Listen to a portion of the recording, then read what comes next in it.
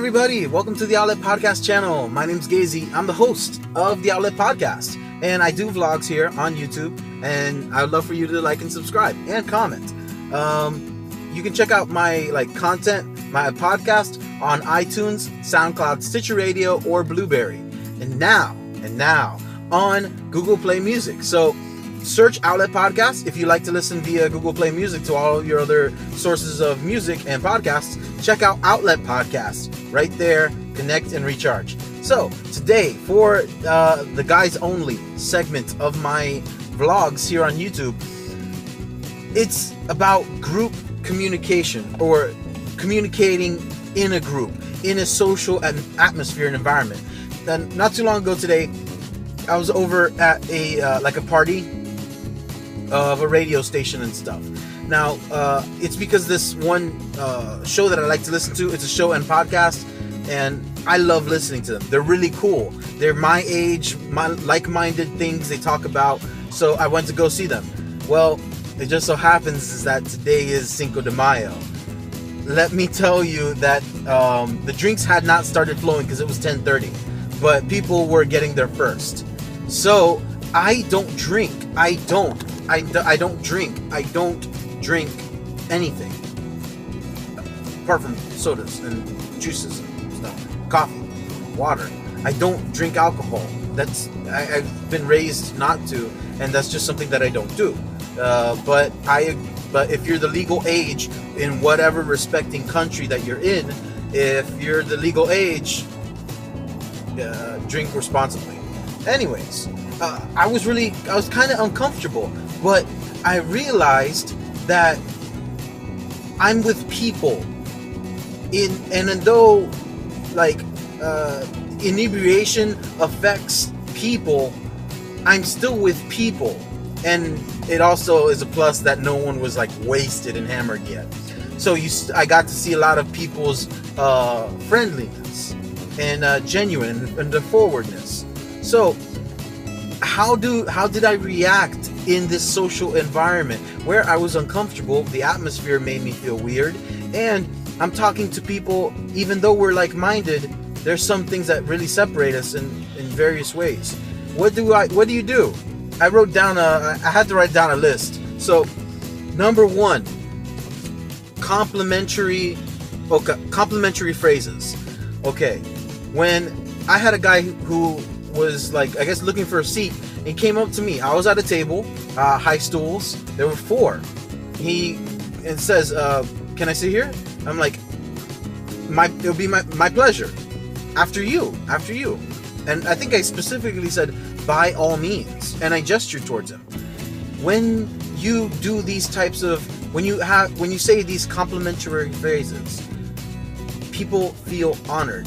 In Japan, and possibly in other other Asian cultures, they do something. They say something called, they have a term, or honorifics. It's called honorifics. It's something that they add to give honor to the individual. Sama, senpai, san, and stuff like that.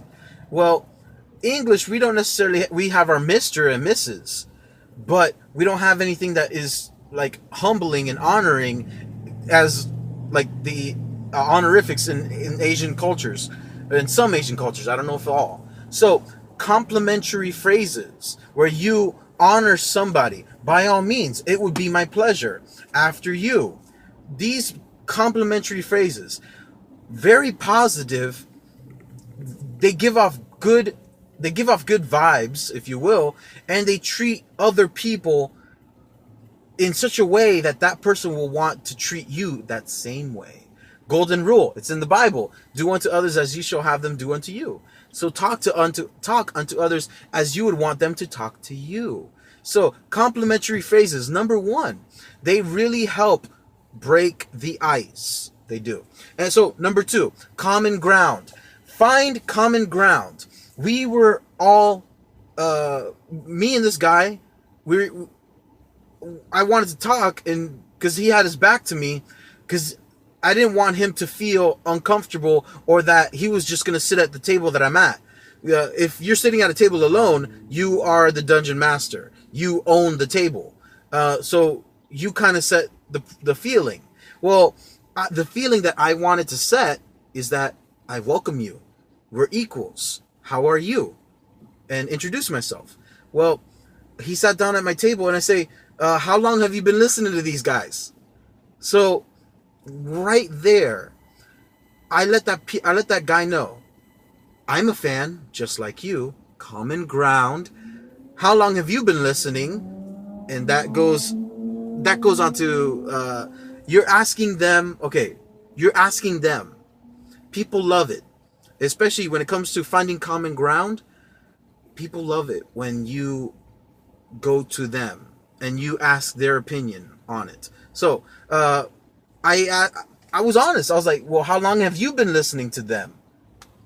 To find common ground and let him talk and listen, and we can commingle and commiserate over what we like, which was the radio show, the podcast. So I was like, awesome. Shortly after, two other people, a boyfriend and a girlfriend, come up and they asked to come to the table, and now him and I are both complimenting them with the same complimenting phrases, and also, well, not only are we using complimentary phrases, but we're also like doing the same thing, finding common ground. This is mirroring. When you are the mirror, and people are mirrors. People are mirrors. I'm sorry, but people are mirrors. They will reflect you. So if you purport a proper display, a proper demeanor, if you purport yourself in a positive way, then they will reflect positivity. You. And everyone else, when they see the reflection, they will see that it didn't just come from, it's not coming from the mirror, it's coming from you. So people will begin to think of you in a positive way. You see how you can make yourself you can really change your image. You really affect your personality in a group setting. And it's all because you found common ground and you are mirroring it. Like you are setting the tone for the group. So number one, complimentary phrases. And number two, common ground. Result of all of that is mirroring. Okay, number three, body language. Okay, I had ginger ale, and the girlfriend of one of the gentlemen and her boyfriend, they both had they had margaritas. They had margaritas, and the gentleman in front of me, who was I think he was vaping, he had a beverage, an alcoholic beverage, I believe, as well. So your body language. If me, I don't smoke and I don't drink, but I found common ground and I established a connection with these people. What do? Well, you chill. I'm not saying you freak out. I'm not saying you react crazily because of your morals. Don't drink around me. Don't do this. Just, you're an adult. So act like an adult. Don't let certain things affect you. When you mirror properly, people will see who you are and they will react accordingly. By the way I was speaking and by the way I held myself, they knew that I was a Christian. Especially when I actually said, God bless you, it was nice meeting you. They knew I was a believer. And now they see, I'm glad, because they didn't just see me. They saw Jesus Christ. They saw what Jesus did in my heart, and he was there with them. So that was pretty sweet. But your body language. I didn't tense up. I wasn't insecure. I wasn't stressed out. It's all in your body language. Look at people in the eyes. Don't mirror their gestures. Let them mirror your gestures. Because when you're gesturing, people want to copy that because they want to react with what you've just said. If you say, man, LeBron James is amazing. My gestures just said, man, when I did this, I made a sound effect. Wow. It implied, wow. It implied an impact. It implied explosiveness. It implied, wow. Wow. LeBron James is amazing. This means he's out of this world. He's so big. He's awesome. When I do that, when the guy saw, there were some other gestures in the party, but when you make gestures like that, there will be people that mimic that. And in order to find common ground, they will mimic your behavior. It's really cool. So let people mimic yours. Let people mimic your behavior when it comes to finding common ground. Or you sympathize with their body language, or you empathize with their body language. For example, you got a guy who's a little more swag, a little more hustle. He talks like this.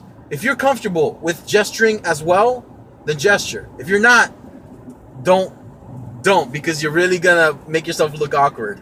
But if you can hang with the terminology, if you can hang with the body language, then respond accordingly.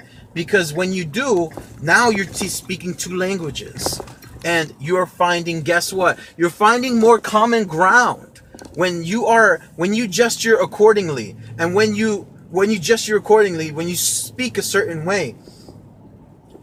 There are two types of languages or more that are even being spoken by your actions. So body language, very important. Don't be tensed up. Don't be stressed out. Don't be worried. Don't be looking around. Talk to people in their eyes. Look at them in their eyes. So the last one is, let me take this curve real quick. The last one, deflect to the weaker. Okay. In a conversation, in a group setting, not everybody is the expert. Not everybody is the expert. So what you want to do is realize, okay, you're going to have to realize, are you an expert or not? You got to figure out if you are someone who can comment on a certain thing. Whoa, snap. Give me a sec. Sorry, guys. I own a pickup truck, and I'm over here at work, so I'm like mounting curbs and all this stuff. Life of a landscaper. What more can I say? Anyways, when you gotta recognize, you gotta recognize who you are. If you are if you are a person who has more knowledge on an issue, or if you don't have that much knowledge on an issue. I'm gonna end this video short, and I'm gonna do a part 2, and I'm gonna continue on and actually share my experience. So let me know in the comments below, what do you think about my advice so far? In a group setting, when it comes to communication, complimentary phrases, number 1. 2, find common ground. 3, body language. And 4, deflect to the weaker. I'll get into 4 in the next video. My name is Gazy, host of the Outlet Podcast. Find me in my social media in the description. Connect and recharge.